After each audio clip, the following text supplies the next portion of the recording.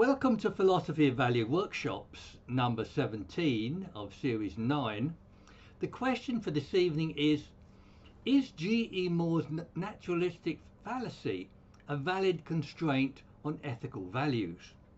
Reading from one of my works, The Pursuit of Value, chapter 2, section 5. So again, my overall objective in these workshops is to grasp human existence as consciousness and resolve its problems in terms of value.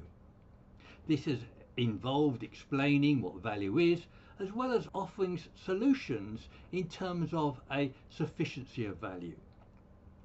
And I previously presented numerous methods and characteristics in order to explain value. These included features like subjectivity, objectivity, and the involvement of objects. And one major expression of values is theories of ethics like utilitarianism, virtue theory, and Kantian ethics. And theories of ethics have many challenges like relativity, explaining motivation, and justifying values. Two long-standing challenges to ethical justification are Hume's law or principle and Moore's naturalistic fallacy. Hume's principle is that a prescriptive ought can't be derived from a factual is, nor morals from reason. Moore's naturalistic fallacy rejects the reduction of the moral good to any natural property. Natural property like desirable or pleasant, with which the moral good is often confused. It is often said that Moore's naturalistic fallacy proves Hume's principle, which itself only reveals a gap in ethical arguments. But evidence has since been given to support Hume's principle, including my own in other workshops.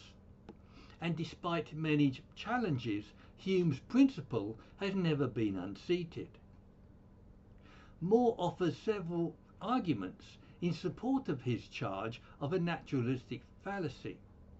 One is his open question argument, and that the moral good is often confused with natural states. And he also claims that the moral good is irreducible, like the colour yellow, and therefore unanalysable and unarguable. Yet less crucially, he also believes that the moral good can be apprehended intuitively, and he explains moral action or the moral content of the good in terms of consequences. He also holds that morals is subject to being true or false, which could make him a moral realist. But these last three claims seem to be less defensible than his naturalistic fallacy. Yet at the time of writing, Moore claimed that the naturalistic fallacy could be found in practically every ethical theory. So unsurprisingly, even today, much of science ignores the problem, and those who ignore it include such as Sam Harris, Michael Shermer, Stephen Hawking, Lawrence Krauss, and Edward O. Wilson. But both Michael Shermer and Edward O. Wilson hold that the naturalistic fallacy is itself a fallacy. This shouldn't be confused with Bernard Williams' technical point that fallacies only apply to logical syllogisms. And Shermer only seems to be repeating Wilson's argument below that appears to be invalid. Yet some aspects of Moore's fallacy do seem fallacious that we'll examine shortly. That is, Wilson argues that the posing of the naturalistic fallacy is itself a fallacy, for if aught is not is, what is? But to start with, Wilson seems to have conflated Hume's principle with Moore's naturalistic fallacy. And Wilson's extremely brief account and his obscure language misses a vital point. That is, the fact of a prescriptive ought statement does not make a prescriptive ought into a fact. This is because the context and meanings of those two usages of ought are different. Yet Wilson says he rejects the is-ought problem because we need not put moral reasoning in a special category. That is, in Wilson's view, moral events can be explained by the natural sciences of genetics, sociology and psychology. But Wilson is begging the question here by assuming that More and Hume arguments are invalid. And Wilson's and others' assimilation of ethics to science has been widely rejected. Central to More's naturalistic fallacy is his open question argument. Simply put, it is that identification of morality with any natural properties will always be an open question, and that therefore no moral property can be identical to a natural property. But we will look more closely at this reasoning shortly. Yet more technically, his argument stands on the analytic-synthetic distinction that we can briefly outline. Analytic statements are true or false by virtue of their logical relations, like all triangles have three sides. But synthetic statements are true or false by virtue of discovery, like humans have two legs. That is, it's possible for humans not to have two legs, they could have had four legs. And in my view, More is mistakenly trying to define the good analytically. More's, we must say, very theoretical argument is that, firstly, if, say, pleasure is good by definition, then the question, is it true that pleasure is good, is meaningless, because its answer is a tautology. Please note that I have replaced More's use of the letter X with pleasure to clarify his argument, and we'll discuss objections to his claim shortly. But secondly, More then says, if the question, is it true that pleasure is good, is not meaningless, then it is an open question, and the good could be something else, like joy or God's will. Those are my examples. More concludes from this that pleasure is not analytically equivalent to good, and he seems to be saying, therefore, the good could be anything which is meaningless. It must be said that this is a rationalist argument that I find difficult to understand or agree with.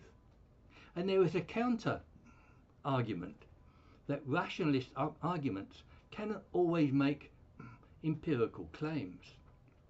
Also, if an argument is complicated and difficult to understand, I think it is less convincing. But let's look at the argument another way that I don't understand, perhaps because it doesn't make sense. Firstly, using the X notation, if good meant X, then X is good would be a tautology, as above. Secondly, either X is good or good does not in fact mean X. But any X identifiable as the good will function as the good. Therefore, there's no X that actually means good. And good can't be defined because it's undefinable. But it seems to be a fallacy to hold that because something can't be defined on certain analytical premises, it can't represent something in the world and thereby can't be defined.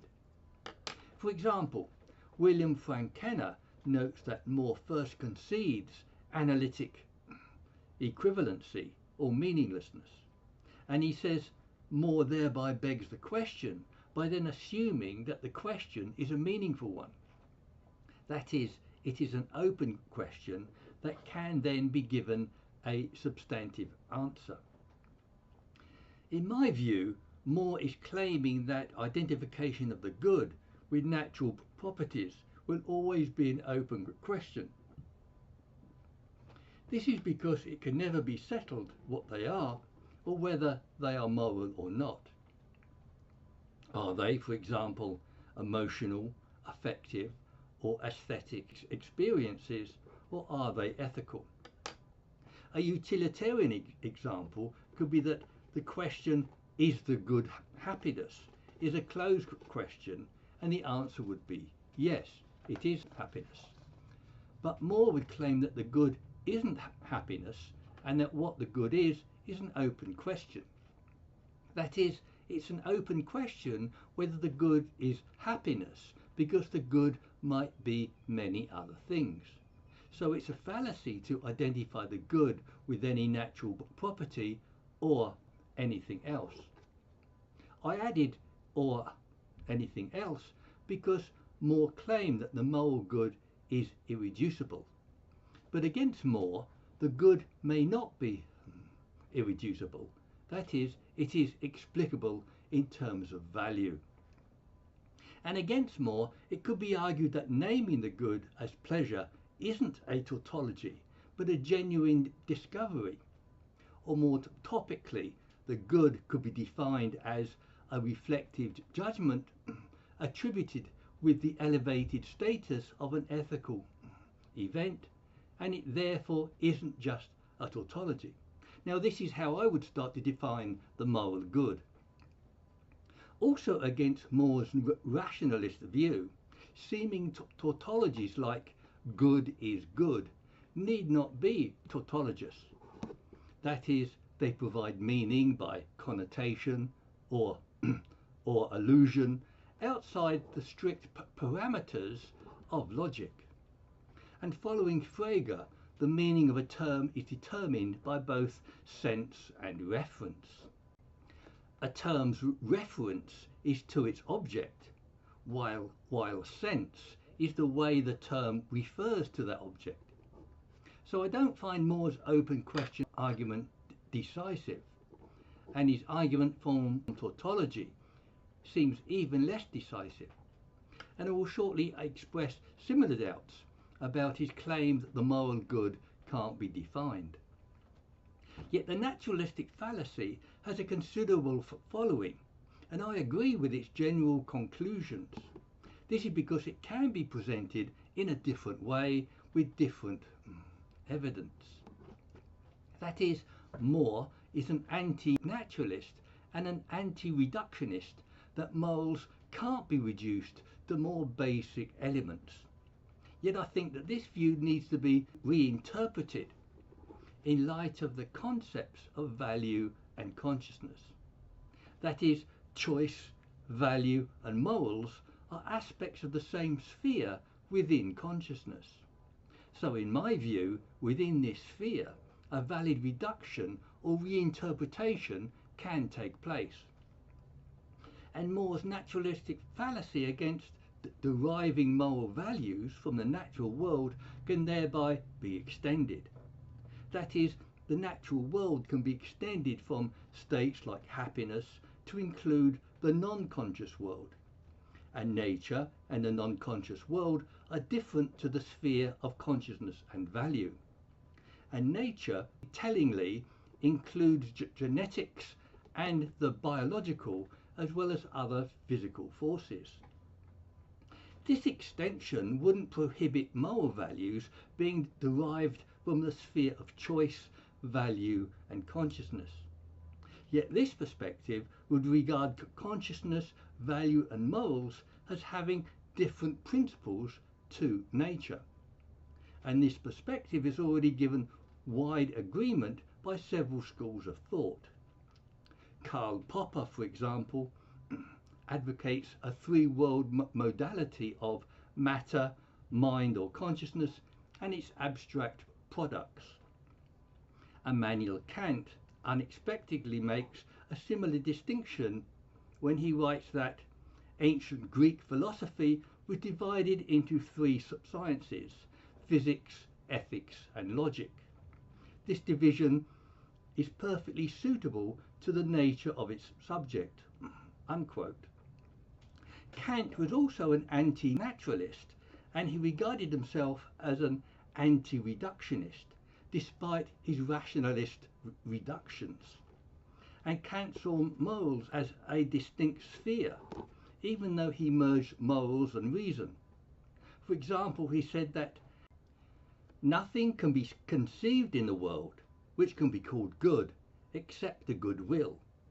Yet he had a rationalist argument for this view that everything else can be used in an immoral way except the good will.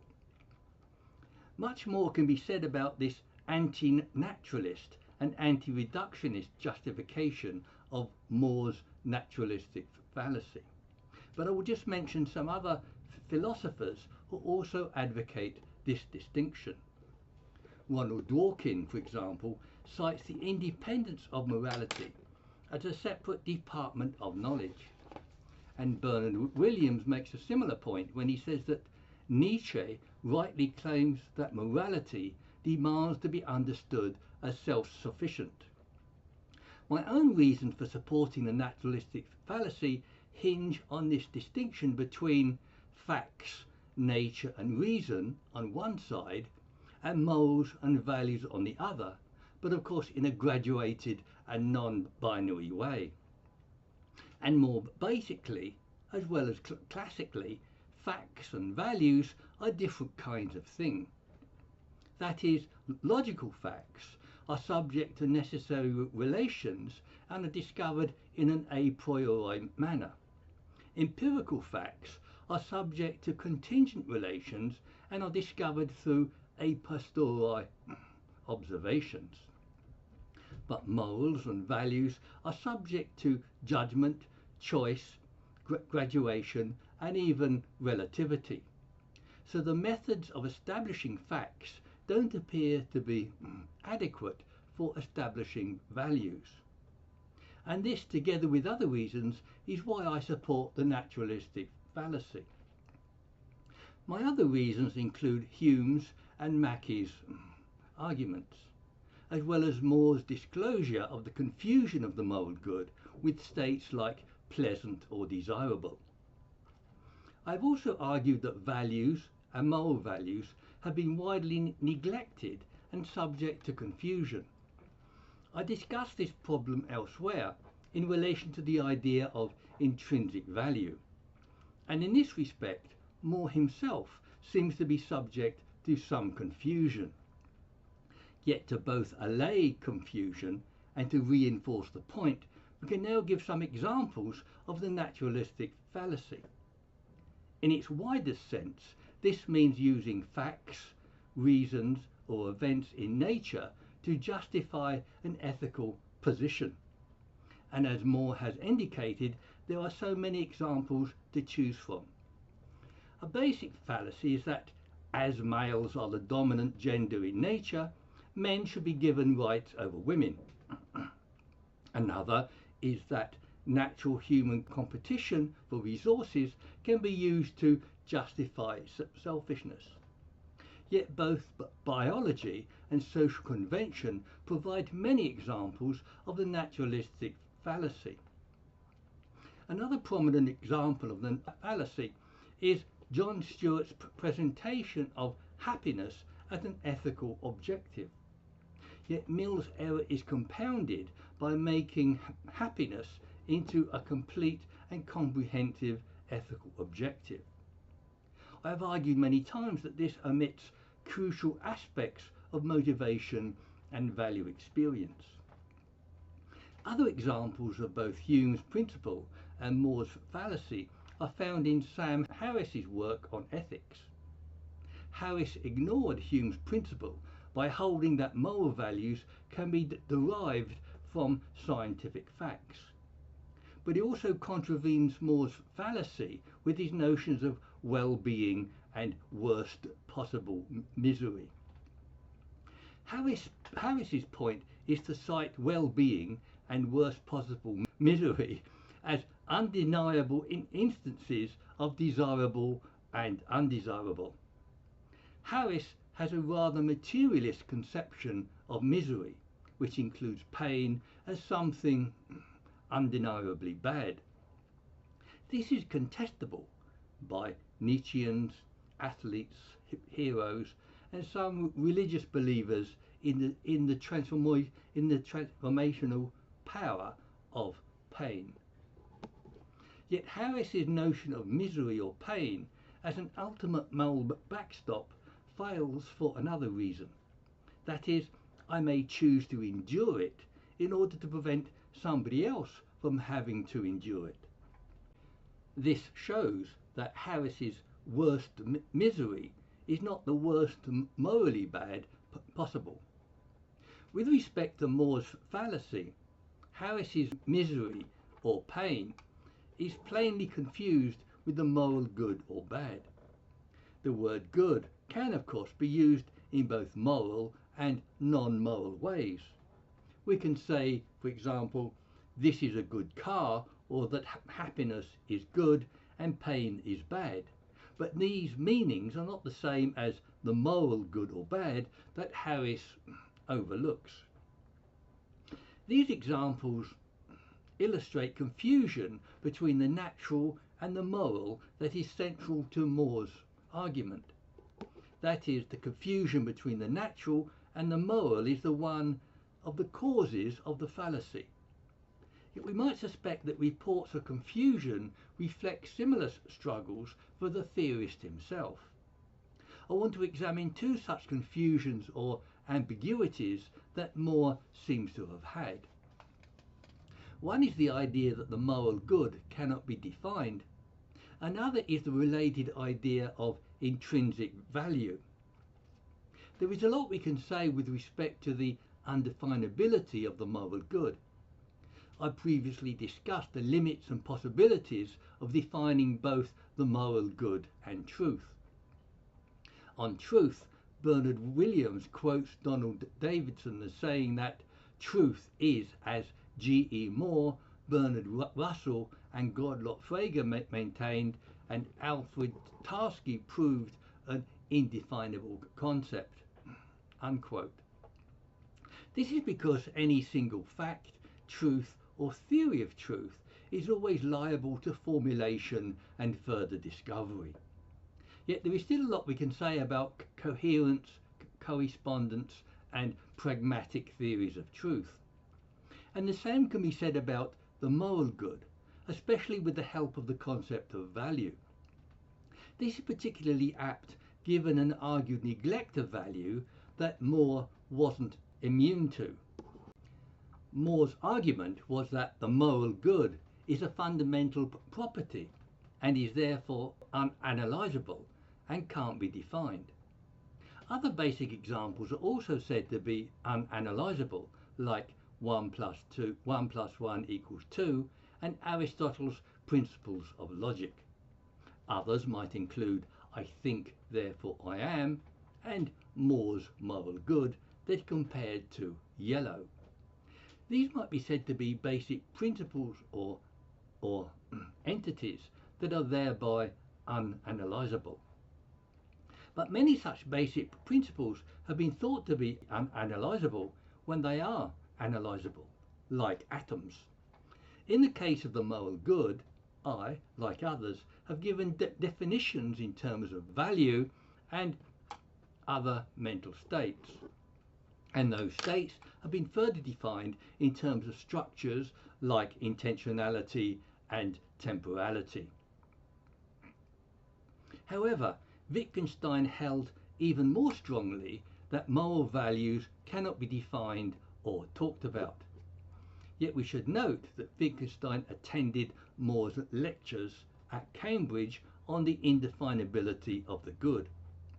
So a line can be drawn directly from More to Wittgenstein's view on ethics and values. Wittgenstein's view is that, I quote, the sense or value of the world must lie outside the world. He further writes, it is clear that ethics cannot be put into words, ethics is transcendental. But I argue that ethical values aren't transcendental, and even if they were, we could still talk about them. For example, the idea of God is transcendental, but the idea of God is well defined in Scripture and by human need. That is, God is omniscient, omnipotent, as well as loving, compassionate, and personal. That's not to say that God exists or not. And it is manifestly incorrect that moral values or ethics cannot be defined or talked about. This is because a lot of people, including myself, have defined and said a lot about ethics and value. There has been so much said about ethics that it even seems frivolous to give examples. Yet it is on point here to be able to give a brief definition of the moral good. To define the moral good, we should start by again noting that ethical principles are values that guide moral action, and that, like the moral good, ethics should not be thought of as a fixed or inviolable category. I have argued against the adequacy of ethics as a category distinct from others, such as aesthetics. And how the moral good is defined depends upon the prevailing theory of ethics. Kantian ethics values reason and universalization, which define the moral good in terms of a congruence of the will. Utilitarianism values rationality and pragmatism in the greatest happiness for the greatest number of people. Virtue theory values virtuous dispositions and excellence that results in a good life as the moral good. So in all these theories of ethics, value is a crucial factor in defining their particular conception of moral good. In my own value theory ethics, this is especially the case because value itself replaces those other objectives. This isn't the same as saying that all those objectives like rationality and happiness are values. It is the view that the objective itself is value, not rationality, happiness, or virtue. And on this view, ethics is defined as the process of reflecting valuations deemed to be ethical back onto the agent. They are deemed to be ethical because they aren't fixed or definitive, but add status to those valuations. And that reflection of value back onto the agent accounts for the elevating experience of morality. This is an explanation and definition of the moral good in terms of value, and this contradicts More's claim that the moral good cannot be defined. This neglect of value, also argued elsewhere, explains More's agnosticism about the nature of the moral good, and this agnosticism is also illustrated in his views about intrinsic value. That is, although More opposes materialist claims of intrinsic value, he is ambivalent on the issue. To start with, More holds that things intrinsically good or bad are many and various, and these would include abstract principles and material objects. Yet he qualifies which of these can have intrinsic value. On More's view, they are of intrinsic value because they are organic unities. And he adds another condition of intrinsic value, that it must reside in human consciousness. He writes that to be conscious of a beautiful object is a thing of great intrinsic value, whereas the same object, if no one be conscious of it, has certainly comparatively little value and is commonly held to have none at all." Unquote. Yet he is ambivalent when considering the value of beauty in the absence of human consciousness. More is ambivalent because he considers an object having little or no value if no one is conscious of it. And in considering the value of possible worlds in the absence of consciousness, he holds that it is better that the beautiful world should exist than the one which is ugly. So More is making a judgment that he believes holds in the absence of consciousness. And because judgment is made in the absence of consciousness, this implies that More tacitly believes in the intrinsic value of these worlds. More's wider concerns are that the moral good can't be defined, is unanalysable, and intrinsic values are organic unities. Yet his view on the intrinsic value of objects is clouded by his contradictory objective preference for beauty, which must be apprehended by consciousness. Putting his view in this way, it does seem to be contradictory. And this is my point concerning his ambiguity about intrinsic value.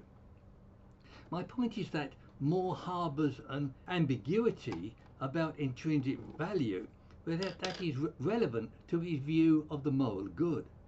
But an explicit concept of value enables us to define both ethics and the moral good, as we have done earlier. Yet, ironically, that explicit concept of value reinforces both Hume's principle and More's naturalistic fallacy, even though the idea of the moral good as reflected value contradicts More's open question. But Hume's and More's basic agreement hides another irony over their disagreements of method and detail. That is, Hume is an empiricist and a sentimentalist, whereas More is a rationalist and an anti-naturalist. And Hume grounded his ethics in passion, moral sentiment, and particularly in feelings of sympathy. And he famously wrote that reason is and ought only to be the slave of the passions. But More's fallacy held that the moral good shouldn't be confused with natural properties like pleasant. There is an obvious contradiction here between Hume and More's attitudes to affect states. Yet this disagreement of method could make the agreement on substance even stronger. That is, moral values can't be derived from facts or aspects of the natural world. We can conclude by reiterating More's arguments for the naturalistic fallacy. That is, there's a widespread confusion between the moral good and natural properties like pleasant. He posed an open question argument, the argument from tautology and the indefinability of the moral good. A problem here is that despite basic agreement with Hume and myself, these arguments weren't convincing. Yet some agreement was found in the confusion over the moral good that are described in terms of value. And in my view, this confusion can be seen in various views about the nature of intrinsic value. So More is an anti-naturalist, yet his anti-reductionism could be reinterpreted. That is, I disagreed with More that we can't define the character of the moral good, which I do define in terms of value. But I agree that we cannot definitely define any particular moral good or the highest moral good. This is because they are always liable to reformulation and further discovery. Yet in support of More, problems of justification do follow from both Hume's and More's constraints on ethics. Kant tried to resolve the problem by appealing to reason as something that must be binding on our will. But he was mistaken. Reason is internal to human life, but it isn't internal to will or value. So this is one reason why I turn to value itself as an internal criterion of normative value. But this is another argument for another day. So let me have your comments and criticisms at the meeting or on websites like Zoom or meetup.com.